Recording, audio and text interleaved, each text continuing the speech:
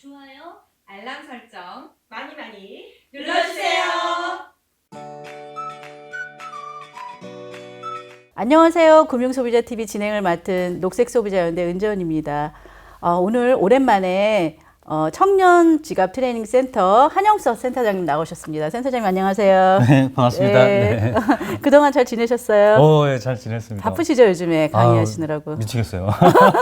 남부사에 살이 좀 빠지신 것 같은데? 네, 저녁을 조금 조절하고 있습니다. 그래요? 네. 훨씬 더 미인이 되셨는데. 아까 보니까 못 알아보겠더라고요. 아, 그러셨어요? 네네. 예, 오늘은 그 통장 요정 피터님, 오늘은 우리 대학생 청년들에게 어떤 정보를 준비해 주셨나요? 네. 우선 그 대표님 혹시 네. 돈을 버는 게 중요할까요? 아니면 이렇게 쓰는 게 중요할까요? 잘 쓰는 게 중요하지 않을까요? 네. 근데 제가 속였어요. 사실 근데 네. 돈을 잘 버는 것도 중요하고 네. 돈을 잘 쓰는 것도 중요한데 사실 돈을 잃어버리지 않는 게 훨씬 더 중요해요. 아, 그렇군요. 네. 오늘은 네. 이 돈을 어떻게 잃지 않는 근데 요즘 뭐 금융 사기라든지 금융 피해 이런 게 굉장히 조금 있더라고요. 그렇죠. 오늘 좀 그런 얘기를 좀 드리려고 해요. 금융 피해, 사기를 당하지 않는 네네네. 방법이란 어떤 건지 한번 설명을 해 주시겠어요? 네. 이 방송을 보시는 우리 대학생 네. 청년 우리 분들 재미없다고 채널 딴 데 돌리지 마시고 카톡 창에다가 네. 급전이라고 한번 검색해 보실래요? 급전. 네네네. 아마 그 우리 영상으로 보이실 텐데 네. 급전이라 검색하면은 보이시죠? 야, 이거 이게 엄청난. 뭐죠? 제가 이거 보고 깜짝 놀랐습니다. 사실 이게 뭐냐면은 상당 부분이 다 대출 브로커예요. 아, 그렇군요. 예, 이게 사실 불법의 소지가 있는 게 여러 있습니다. 이게 다 그런 건 아닌데 개중에는 제가 좀 눌러보고 해보면은 이상한 게 좀 많아요. 아, 그래요? 그럼 네네. 오늘 이거 자세한 설명을 좀 네네네. 저희가 들어야 되겠네요. 사실 네. 이게 그 뭐 금융도 아닌 금융. 이걸 보통 속칭 얘기해서 이걸 휴대폰 깡이라고 하죠. 아, 네. 그래요? 휴대폰 네. 깡이요. 네. 네. 옛날에 이제 카드 깡 이런 거 있었잖아요. 네. 요새 안타깝게도 우리 청년들 사이에서는 이 휴대폰 깡 이런 게 조금 있어요. 그렇군요. 네. 돈을 만드는 거네요. 맞습니다. 어떻게? 이제 그 조금 설명을 드리자면은 휴대폰을 개통하잖아요. 네. 그럼 이제 현물이 이렇게 있으면 네. 요거를 되팔면은 현찰이 생기고 그거 가지고 생계비를 이제 쓰는 거예요. 그럼 휴대폰을 팔아서 생계비를 쓴다는 거네요? 네, 맞습니다. 네. 근데 이게 또 어떻게 되냐면은 보통 이제 휴대폰으로 이렇게 개통할 때 약정 이제 할부를 하잖아요. 네. 그럼 이제 이 현물이 생기니까 그쵸. 요거를 이제 쓰는 거거든요. 네네. 근데 이제 요게 이제 왜 이렇게 발생되냐면은 우리 청년들이 돈이 사실 부족하잖아요. 그렇죠. 그래서 아까 같이 인터넷에 검색하다 보면 네. 돈 빌려주겠다. 어. 근데 알고 보면은 휴대폰 깡인 경우가 있어요. 그렇군요. 근데 이제 처음에는 이제 우리 청년들도 이제 간이 적으니까 한 대 가지고 하는 경우가 있어요.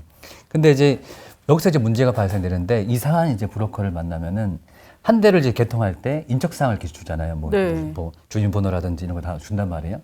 근데 이상한 브로커들이 그 인적사항을 받아가지고 추가로 개통시켜 버리는 거예요. 그렇군요. 그러니까 소위 그 명의를 도용당해 버리는 거죠. 본인은 모르는 거죠? 그렇죠. 네. 제가 상담했던 청년도 자기도 모르는 사이에 한 3개월 뒤에 독촉장이 날라온 거예요. 네. 근데 그걸 알아보니까 휴대폰이 어머. 세 대에 개통되고. 아이고. 근데 이제 추가로 개통이 됐다는 얘기네요. 그렇죠. 자기도 허락 없이. 본인이 허락을 안 한 거잖아요. 그렇죠. 안 했는데 불구하고 네. 개통이 됐어요. 근데 여기다가 이제 또 엎친격으로 휴대폰만 개통된 게 아니고 네. 요새 이제 소액 결제 이런 거 있잖아요. 네. 소액 결제도 현금화하는 게 있거든요. 그런 것들도 이 집단들이 좀 거치게 얘기하면 한 거예요, 다. 결론적으로 이제 제가 상담했던 친구는 1,000만 원 가까이 이게 쌓인 거예요. 그게 1,000만 원씩이나 한도가 나오나요? 그러니까 세대 이렇게 하고 거기에 각각 이렇게 또 소액 결제 종류 다르게. 네네네. 네. 이런 걸 다 해버리니까 네. 돈 1,000만 원 가까이 이렇게 나오는 거예요. 이 친구들이 이거를 갚을 수가 없잖아요. 그렇죠. 그래서 이걸 어떻게 해결해야 되는지 사실 그런 상담을 굉장히 지금 하고 있거든요. 굉장히 심각하네요. 사실 더 좀 좋아지려고 해서 돈을 융통하려고 했는데 더 안 좋아지는 케이스가 돼버렸네요. 네네네. 사실 뭐 처음에 시작했던 거는 뭐 한 50만 원 정도? 그렇죠. 요 정도 돈이 없어가지고 그렇게 조금 했던 건데 네. 그게 이제 눈덩이처럼 불어나가지고 이렇게 이제 그 피해를 당한 거예요. 이런 경우에는 어떻게 해야 되죠? 크게 한 3가지 정도의 이제 해법이 있긴 해요. 네. 그런데 좀 더 구체적으로 설명드리면 첫 번째 방식은 일단은 이 나쁜 짓을 한 명의를 도용을 당했으니까 네. 그럼 이제 형사 이제 고소를 네. 통해서 이 집단을 벌을 줘야 되잖아요. 그렇죠. 근데 안타깝게도 이제 경찰에 좀 찾아가도 네. 굉장히 소극적으로 대응을 한다고 합니다. 그렇군요. 그래서 이 문제가 근본적으로 해결이 되지도 않고 그리고 또 문제는 이 브로커들이 보통 뭐 이제 대포폰이라 그러나요? 네. 그런 폰을 이용하다 보니까 네. 또 잡을 수도 없어요. 그러니까 그 보통 이제 이런 형사관계에서는 사실관계도 증명해야 되고 내가 피해를 당했다를 입증해야 되는데 네. 우리 청년들이 그걸 입증하기가 굉장히 조금 어렵죠. 그런 부분이 있네요. 네. 그러다 보니까 형사 뭐 이게 처벌도 굉장히 어렵죠. 그래서 사실 안타깝게도 사실 두 번째 방법은 민사소송 방법이 네, 있어요. 그러면 민사소송. 내가 돈을 어쨌든 빌려서 그러니까 어쨌든 뭐 휴대폰을 개통하게 됐으니까 그에 따른 어떤 연체료라든지 이런 것들이 생길 거잖아요. 네.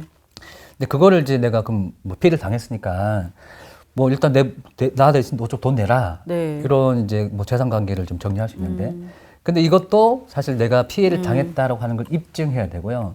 또 하나의 문제는 어쨌든 명의를 도용당했으니까 통신회사랑 약간 다툼을 좀 할 수도 있거든요. 그렇죠. 내 허락 없이 나 허락 안 했다. 계약 무효로 얘기할 수 있지 않나요? 맞습니다. 그런 네. 것도 해야 되는데 사실 통신회사도 이렇게 조금 이제 그 능동적으로 대응하지는 않는 것 같더라고요. 그렇군요. 그러면 고스란히 이제 아까 얘기 드렸던 그런 1,000만 원을 갚을 수밖에 없는 상황이에요.